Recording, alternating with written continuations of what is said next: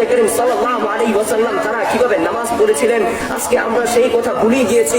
আজকে আমরা ভুলে গিয়ে সেই নামাজকে আজকে আমরা প্রদর্শন করতেছি না। আজকে আমরা নামাজ থেকে মনোযোগ সরিয়ে ফেলেছি।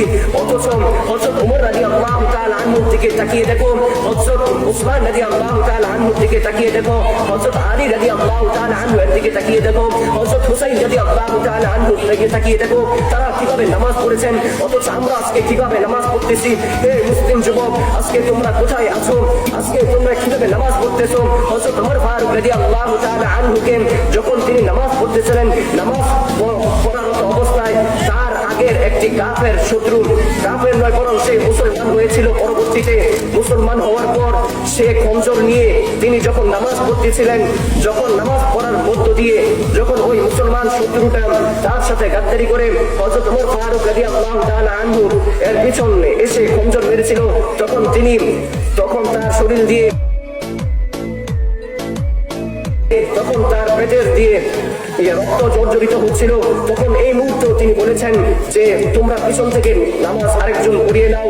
মাসালা হচ্ছে এটা, পিছন থেকে আরেকজনকে তখন পিছনের একজন বলতেছেন যে আপনি তো পড়ে গিয়েছেন, আপনি কিভাবে নামাজ পড়াবেন? হযরত ওমর ফারুক রাদিয়াল্লাহু তাআলা আনহু বললেন, আমার চিন্তা তোমরা করো না, তোমরা পিছন থেকে একজন এসে নামাজ পড়িয়ে দাও, তাহলেই নামাজ আদায় হয়ে যাবে।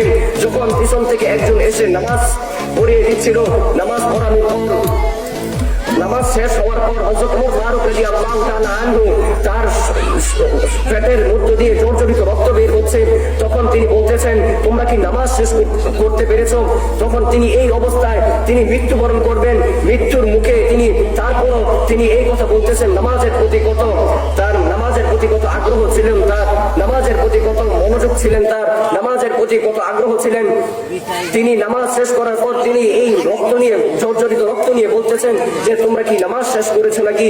তারপর হযরত উসমান, শুধু তাই নয়, হযরত উসমান রাদিয়াল্লাহু তাআলা আনহু দিকে তাকিয়ে দেখেন তাকে কুরআন তেলাওয়াত অবস্থায় শহীদ করে দেওয়া হয়েছিল। শুধু তাই নয়, হযরত হুসাইন রাদিয়াল্লাহু তাআলা আনহু দিকে তাকিয়ে দেখো, তিনি যুদ্ধ করতে গিয়ে শহীদ হয়ে গিয়েছিলেন, কিন্তু করেছেন কেন? এই ইসলামকে টিকিয়ে রাখার জন্য, ইসলামের যেন সবগুলো কাজ ভালোভাবে হয় সেই জন্য, দাওয়াত তাবলীগের কাজ যেন ভালোভাবে হয় সেই জন্য, এই জন্য। কিন্তু বর্তমান জমানায় আজকে আমরা নামাজ পড়ি, নামাজ তো পড়ি ঠিকই, নামাজের মধ্য দিয়ে আমাদের কত মনোভাব চিন্তা ভাবনা এসে যায়, আমাদের কত ব্যবসা বাণিজ্য, কত দুনিয়াবি কত চিন্তা ভাবনা এসে যায়। আমরা এই দিকে খেয়াল করে মাঝে মাঝে আমাদের এমন হয় যেখানে ইমাম